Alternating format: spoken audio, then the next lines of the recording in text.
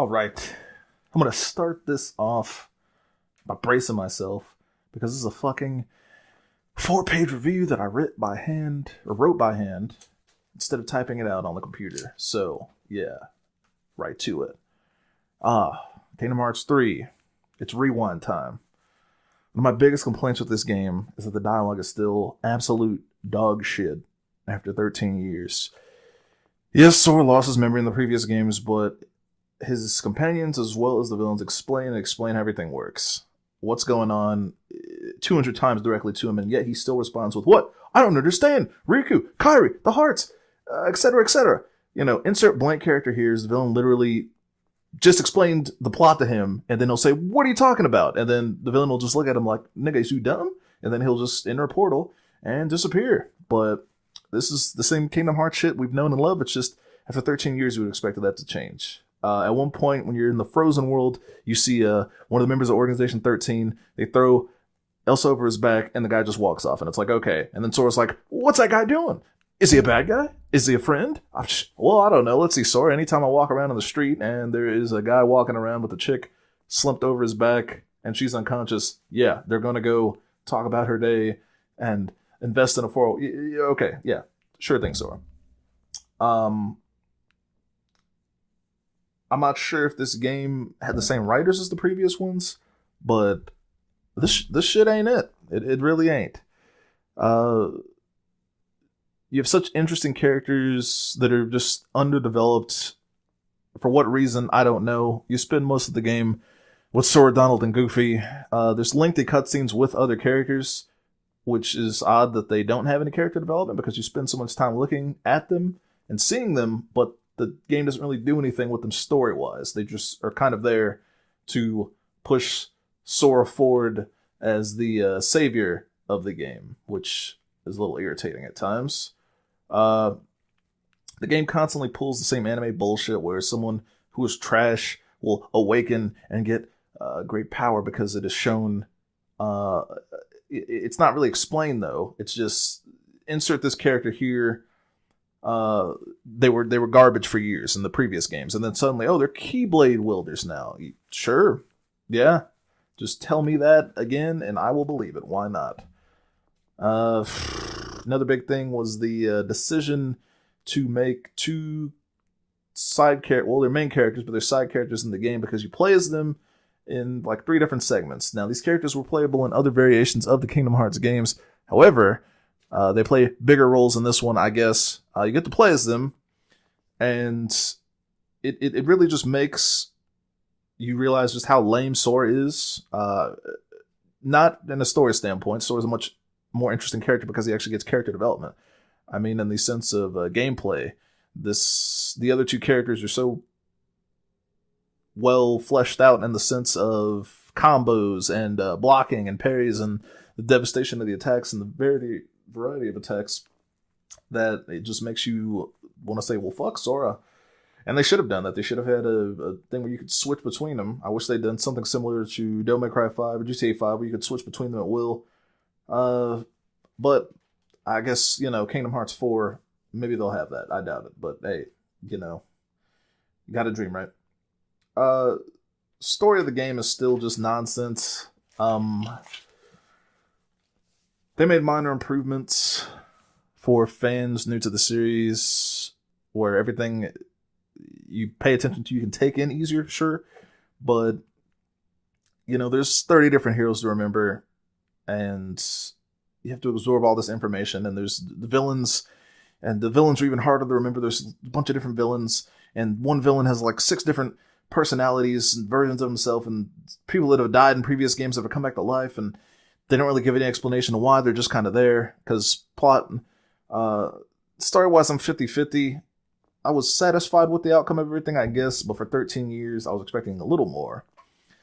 Some of the Disney worlds you adventure to during the plot of the films they're from are just really lazily done.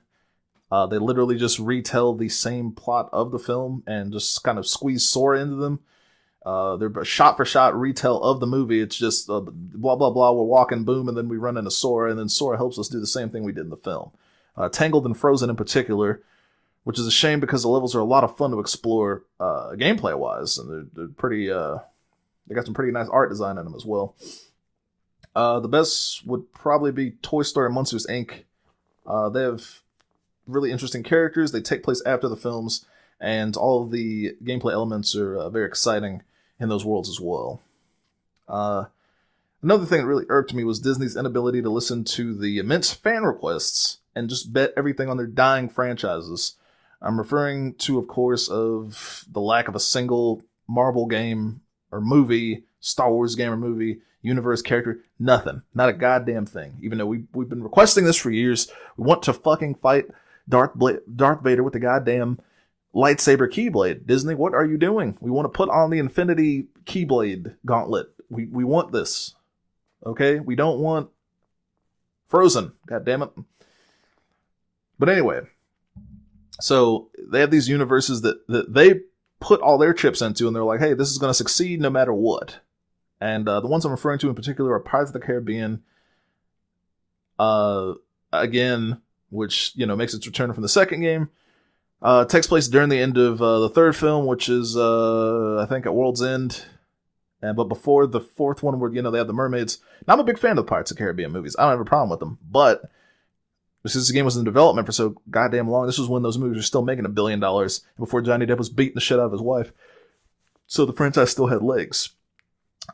Disney probably didn't understand it tanking, but they already had all the shit rendered, so they were just like, hey, well, let's go with this. And the result is, you know, the level you get in this game.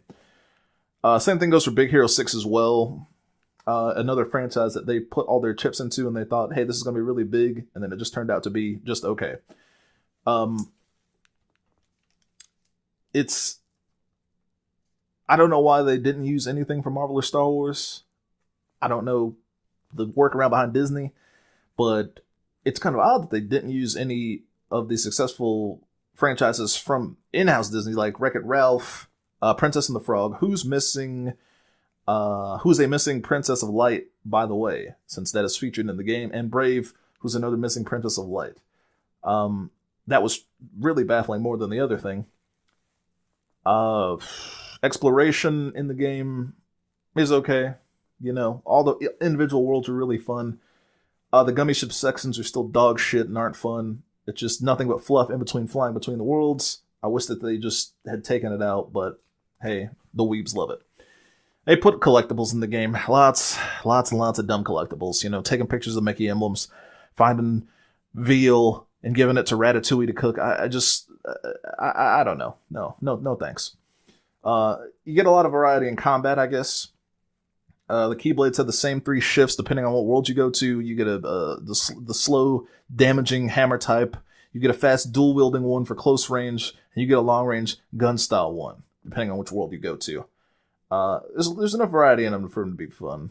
Speaking of that, the main thing here are the team-ups and combos. Spiral attacks, just all that shit. You're flying around, you're zipping around, you're summoning boats from Disney World and using them as attacks, and it's just ridiculously fun. I mean, for the 40 hours I put into this game, nothing got tiring or boring. I heard somewhere during the development process they lost the rights to the original engine and they had to start from scratch, which is great because the gameplay is drastically way more improved. Game looks incredible. Even if it doesn't run in native 4K, it still looks great. All the modern game staples are present as well, you know, rendered live vegetation and water and snow affecting to your movements and getting on the character's clothing. It's all really well done on the technical level. The sound is pretty good as well. The lady that sings the original theme is back. She does a different one. All the weebs are upset because they say it's not as good as the other one, but I'd say they're pretty on par. It's pretty good. Sound is pretty good. Voice actors, a couple of them died or got replaced. And the ones that did, you can tell, because, you know, what's that guy? The main villain from Birth by Sleep was voiced by Leonard Nimoy, and he did just a fantastic job originally. But this guy just does not hold the candle to him. As well as Kairi was Hayden Panettiere in the younger one, in the Kingdom Hearts 2, and they replaced her with, I don't know, some bitch. But she just ain't popping like the other one. But they do well enough, even if the scripts they have to read off of are shit. But holy shit, ladies and gentlemen, the controls are finally fixed. They're not dog shit. Sora now moves and controls fluidly and coherently for the first time in the series. Like, do you remember the awful Tarzan levels from the base Kingdom Hearts 1 game on the PS2? That was not a good time. Overall, I left the game feeling mostly satisfied. Despite my issues with the game, one thing that really irked me was the overdue, overly excessive ending. I get it, we were waiting 13 years for this game, but they just did not need to do this. So let me break this down. Okay. There were 3.5 hours of cutscenes just for the last segment, in addition to however much the individual person put into the gameplay. There's 15 base bosses, members of the Organization 13, other side people you don't care about, back to back, more or less. There's a little gateways in between, but not really. There's one boss that you fight 7 different times, but he reanimates, which makes 16. And then there's the last boss of the game, whose fight is split into an 8-part fight. You fight him in the first segment with 18 bars of health, him having 18 bars of health, not you, which is split into 4 sections, and then the second section split into another 4 with 12 bars of health. Now, I hate long games that overstay their welcome, and this certainly did nothing I had to experience. I get we had to wait 13 years, but I mean, they just took this shit and just did too much with it. It was just like, yeah. So we heard y'all niggas was complaining. We heard you wanted a long game. Well, guess what? We got you a 6-hour end game. Fuck that. Fuck adding live characters to the world and interactive side characters and all these segments and more interesting mini games and more gameplay stuff. Bosses. Yeah, just bosses. Overall, the game was pretty good. It was pretty good. Was it worth the wait for 13 years? As a fan of the series, yeah. But if you just had heard the hype and picked this up, I don't know if you would feel the same way. The plot itself had a good payoff. I'll give it that. The gameplay was greatly improved. It's nice to see the game fully rendered in a modern setting. That's also pretty nice. But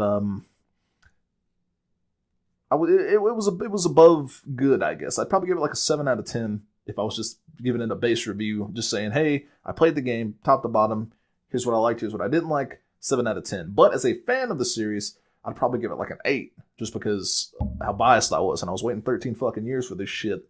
But I cannot go with that as the base score. It'd probably be a 7, just because the issues that I had with the game, they really just shouldn't have been there. For 13 years of development, they could have avoided it. Hopefully for the next one, they do better. And yes, there will be a next one, because the game ends on a complete cliffhanger. So, I guess I'll play the next one when I'm 35.